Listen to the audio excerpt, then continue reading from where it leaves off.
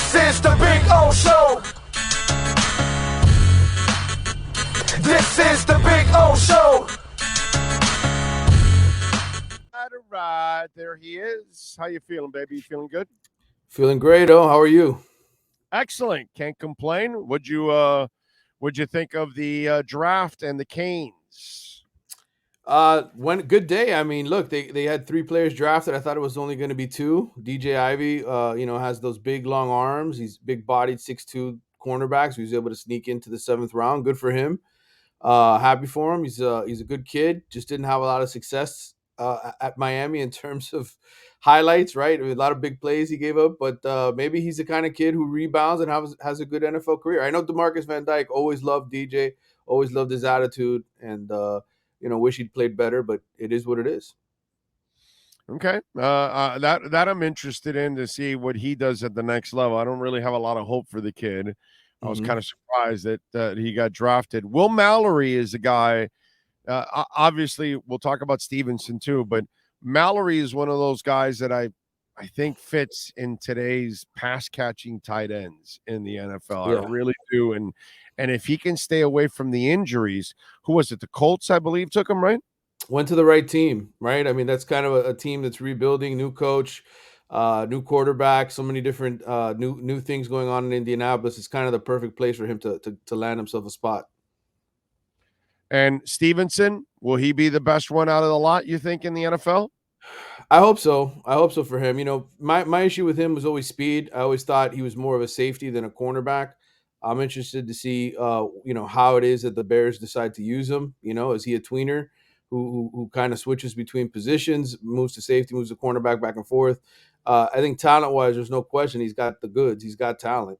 The thing is the overall speed. I think he's more of a safety than corner, but that's just my opinion. Right. And by the way, DJ Scaife onto the Dolphins. Dolphins got a couple of Hurricanes, didn't they? Didn't they get a few guys? A couple of guys. I think they got a defensive end too. Yeah, they got one more guy, Mitchell Agude. Right, the UCLA transfer from a year ago who came in and was a rotational guy for them. So, yeah, I mean, look, the Hurricanes have no problems getting on practice squads, right? It's getting back into the Pro Bowl. It's where you want to be if you're a Hurricanes fan. Yeah, you want some Hall of Fame players to come through here again. Practice squads, that's a cinch, brother. I think they'll be on plenty of practice squads. The thing is, can they be NFL starters? Can they be Pro Bowlers? Those kind of things.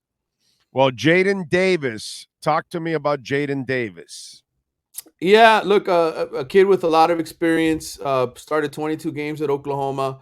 Not really big, more of a 5'10", 5'11" type guy. But he's got a lot of experience. I think close to 1,500 snaps in his career. And, he's joining a position at cornerback really where, again, we just talked about 2 cornerbacks drafted from Miami. You got to replace those 2 outside corners. I liked what I saw from some of the guys in the spring game. I thought Daryl Porter Jr. looked better than maybe he had in camp, or at least the reports that I'd been hearing. Damari Brown, the transfer from UCF, he was the other starter in that game. He had a pass breakup in the end zone against Colby Young. So Jaden Davis is going to come in and he'll compete for one of those starting spots on the outside. If not, they'll bump him inside to the slot corner when they go to dime package type thing. So we will see it. Look, the more bodies, the better at Miami. You got to kind of just go your way, kind of find your way through it. If you're Mario Cristobal coming off a 5-7 season, you bring the guys in, and you hope that between experience and the incoming talent, you have enough to upgrade the position. But it's a process, brother. You got to recruit better at that position year to year to year. And I think it really starts at the high school level. The transfer portal, getting a De'Ara King, getting a Jalen Phillips. When you do those things, it's like landing a 5-star. Okay, it happens every once in a while. It doesn't happen all the time. You're gonna get guys like a Jaden Davis or a Mitchell Agude who come in and they're just rotational pieces or part-time starters. I think in a lot of ways that's probably what Jaden Davis is. I think he's just a guy that'll be out there and play for Miami, and you hope that he has some good days. Well, 800 kids are transferring out of Colorado. Is Miami getting any of them? Any of them worth it? I to be honest with you, I don't know. I mean, I keep saying this over and over again. They were a 1-11 program last year, and Deion Sanders, whether people want to admit it or not, because maybe they have a personal agenda against the guy, they don't like the way that he talks or carries himself. But the guy knows talent. Okay, he went to Jackson State and he turned that program into a winner, and I think he's going to have success in Colorado. If Deion doesn't want him, then and I'm Miami, I probably don't want him. Okay. All right. Okay. All right. 'Cause sometimes it's maybe the guy can play, but there's a difference of opinion or what they think or whatever. And Yeah. plus, we talked last week about that one receiver that does have good stats. And then you're like, okay, where's he going? And Miami does need a receiver. So I will follow up with that. Any word on a receiver out there that is actually good that they can get to transfer in? Well, Xavier Henderson, who I mentioned him last week when I was on with you, the Miami Columbus grad, who was at Florida, big-bodied kid, probably a number 2, number 3 receiver in this type of offense. Obviously Miami is flirting with him. They're trying to get him to come back home and play here the same way they did with Jaden Davis. So I think that's a name. I know that there's a lot of other big names that have come out here. I talked to Max Olson, who works with me at The Athletic. He's in charge of our transfer portal coverage. Every time I talk to him about some of these big time receivers, the response I get is USC or Texas or Ohio State. Miami had a really bad year last year throwing the football. I know they've got Tyler Van Dyke back. I know they've got a new coordinator. I think money's going to have to come into play here, I think, in helping them swoop in one of these big time receivers, just because they didn't have a strong track record last year. And let's face it, as much as we may like their new coordinators, those are guys coming from programs like Houston and Marshall. They didn't come from Alabama or Georgia or some other place with some huge reputation for developing guys. So I think as far as the receiver position concerned, we're wait and see. I don't know. I think their best bet is Xavier Henderson as far as a guy who could be starting quality receiver. Talk to me a little bit about the IMG sale. I thought that was a really interesting thing. And boy, they sold it for a lot of money. Yeah. Previously owned. Yeah, exactly. Previously owned, I think, by one of the MMA companies or a partnership with one of the MMA companies. And they're basically sold now to a company that has a bunch of these sort of prep schools all over the world internationally.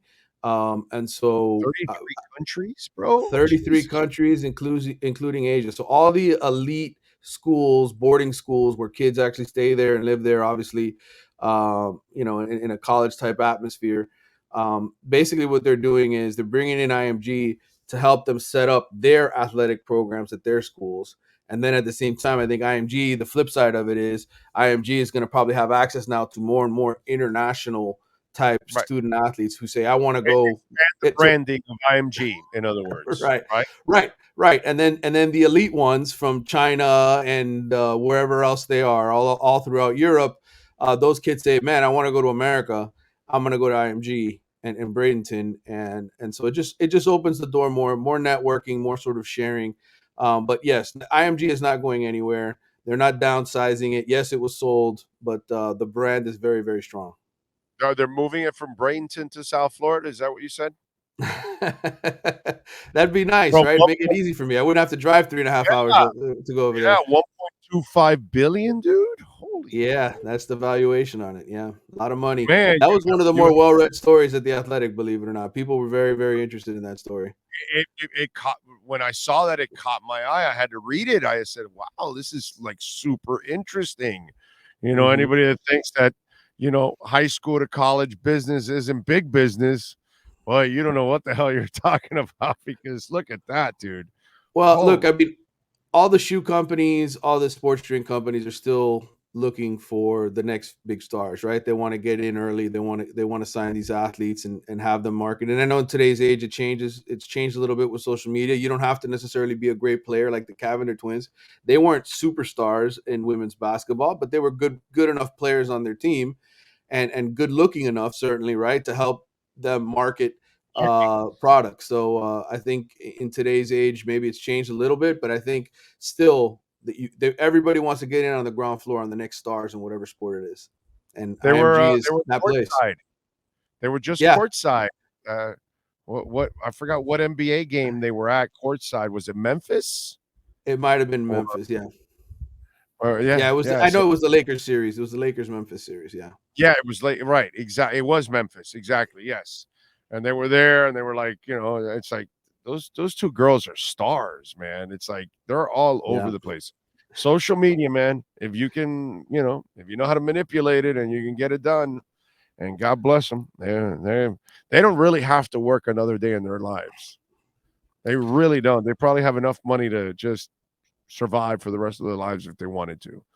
And but think about that move. I mean, they weren't going to do that at Fresno State, but you come to Miami, it's a different animal, right? I mean, it's the way it is. And so I think every one of these athletes nowadays, that's what they're looking for. They're looking for a bigger platform. Right.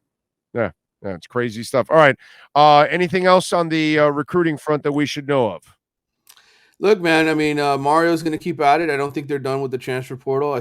I know they're not done on the recruiting trail. There's more and more guys that will be visiting here over the summertime.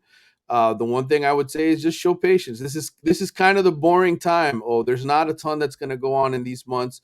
The June visit period is coming up. Once the visits get cranked up in June and we get to the end of June, beginning of July, that's when you'll start to see the big daddies, the big war daddies, make their commitments and get linked up with schools, and then at that point we will be able to better evaluate where Mario is. But right now, don't pay attention to the recruiting rankings. Okay, I just went through it yesterday. Texas and USC. Texas has 2 commitments. Texas A&M has 2 commitments. USC has 3. I'm pretty sure all 3 of those programs will be in the top 10, top 15. Miami is in the same boat. They basically have gotten a bunch of 3 stars that'll fill out the class. The best players are still to come. So have a little bit of patience. It's just around the corner. All right, good stuff. Follow him on Twitter at Manny_Navarro and subscribe to The Athletic, baby, so you can get the latest on what's going on with the Canes nationally, all over the place. Manny, as always, thank you, my brother. We'll catch up later on in the week. Good talking, though. Take care, buddy. Thank you, my friend.